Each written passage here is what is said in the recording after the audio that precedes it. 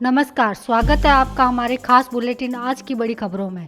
इस खास बुलेटिन में आपको मिलेगी एक क्लिक में दिन की सभी बड़ी खबरें। आज की बड़ी खबरों में हम आपको बताएंगे कि ट्विटर की बागडोर अब पराग के हाथ। एलन मस्क ने कहा, अमेरिका को मिल रहा है भारतीय टैलेंट का लाभ। वैक्सीन की दोनों डोज लगने के बाद ओमिक्रॉन से कितने सुरक्षित, क्या कहते हैं एक्सपर्ट। दिल्ली से लखनऊ तक डॉक्टर धरने पर, ओपीडी सेवाएं प्रभावित। जानिए आखिर क्या है नेट पीजी काउंसलिंग को लेकर विवाद।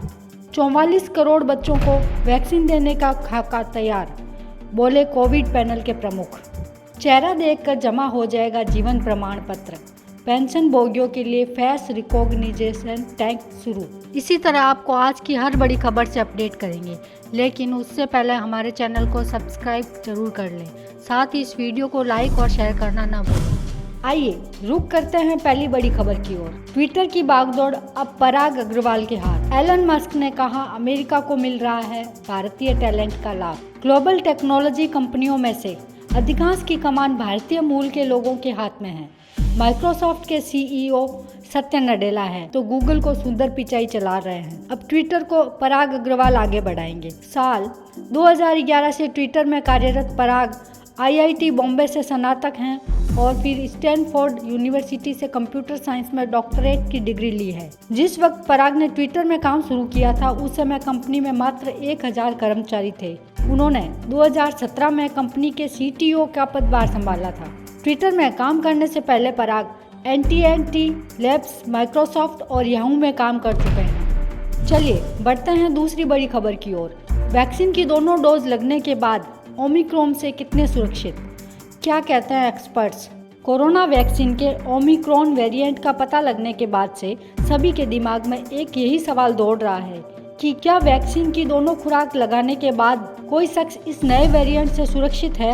हालांकि एक पेचीदा सवाल है, क्योंकि अभी तक कोरोना वायरस के नए वेरिएंट के बारे में ज्यादा जानकारी नहीं है। हालांकि फिर भी एक्सपर्ट ने बताया कि वैक्सीन की दोनों खुराक लेने के बाद कोई व्यक्ति ओमिक्रॉन से कितना सुरक्षित है। कार्डिफ यूनिवर्सिटी के इम्यूनोलॉजिस्ट प्रोफेसर पॉल मॉर्गन के हवाले से कहा है कि हालांकि ओमिक्रॉन वेरिएंट अधिक संक्रामक दिखता है, लेकिन टीकाकरण के बाद इसका खतरा कम है।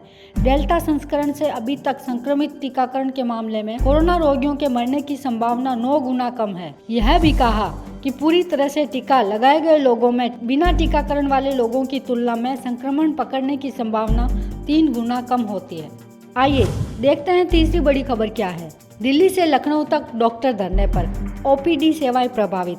जानिए आखिर क्या है नीट पीजी काउंसलिंग को लेकर विवाद। देश के रेजिडेंट डॉक्टर हड़ताल पर हैं। दिल्ली से लखनऊ समेत कई राज्यों में डॉक्टरों की हड़ताल की वजह से अस्पतालों में ओपीडी सेवाएं भी प्रभावित हो रही है। डॉक्टर इसलिए हड़ताल कर रहे हैं क्योंकि अभी तक नीट पीजी की काउंसलिंग नहीं हो सकी है, जबकि रिजल्ट आए काफी वक्त बीत चुका है।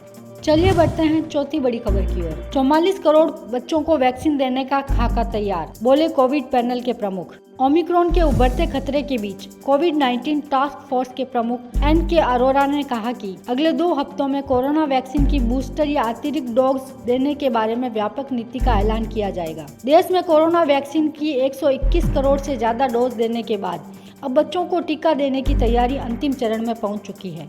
कोविड पैनल के प्रमुख ने इसका संकेत देते हुए कहा है कि देश में 44 करोड़ बच्चों को वैक्सीनेशन का खाका तैयार हो चुका है। कोविड-19 के ओमिक्रॉन वेरिएंट के संक्रमण के खतरे के बीच ये सुखद खबर सामने आई है। आइए जान लेते हैं पांचवी बड़ी खबर। चेहरा देखकर जमा हो जाएगा जीवन प्रमाण पत्र। पेंशन भोगियों के लिए फेस रिकॉग्निशन टैग शुरू। पेंशन भोगियों के लिए हर साल जीवन प्रमाण पत्र जमा कराने की प्रक्रिया को लगातार आसान बनाने की कोशिश हो रही है। बुजुर्ग और रिटायर लोगों को अपना पेंशन पाते रहने के लिए लाइफ सर्टिफिकेट अपने बैंक में जमा कराते रहना होता है। इसके लिए उन्हें बैंक के चक्कर लगाने पड़ते हैं। सरकार ने पेंशन भोगियों के लिए जीवन प्रमाण पत्र के एक प्रमाण के रूप में चेहरा पहचानने वाली विशेष तकनीक फेस रिकॉग्निशन टेक्नोलॉजी पेश किया है। कार्मिक राज्य मंत्री जितेंद्र सिंह ने यह खास तकनीक पेश करते हुए कहा है कि इससे सेवानिवृत्त बुजुर्ग पेंशन भोगियों को काफी सहूलियत होगी। चेहरा पहचानने वाली इस तकनीक की मदद से पेंशन धारकों को आसानी से एक मोबाइल ऐप के जरिए लाइफ सर्टिफिकेट जमा कराने में मदद मिलेगी। तो ये थी आज के दिन की बड़ी खबरें। आपकी इन खबरों पर क्या प्रतिक्रिया है? अपनी राय हमें कमेंट करके ज़रूर बताएं। और हाँ, ऐसी और खबरें पाते रहने के लिए हमारे चैनल को सब्सक्राइब करना ना भूलें, ताकि आपको हर रोज़ मिल सके एक क्लिक में दिन की सभी बड़ी खबरें।